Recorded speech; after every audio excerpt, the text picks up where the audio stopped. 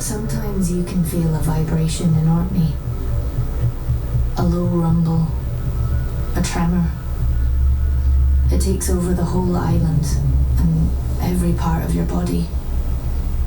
But, of course, it could all just be in your head. Some people say it's the sound of underwater military experiments.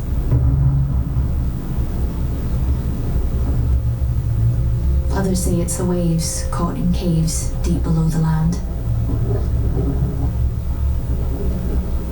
But the one that brought me nightmares when I was little is the oldest theory.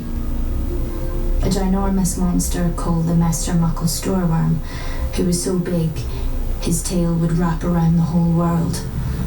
And he was defeated by a young lad called Asipattle. He killed the Stoorworm with a burning peat.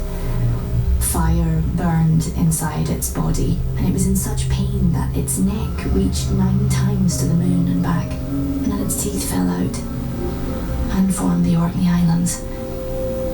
The liver is still burning today, and we feel that as the tremors.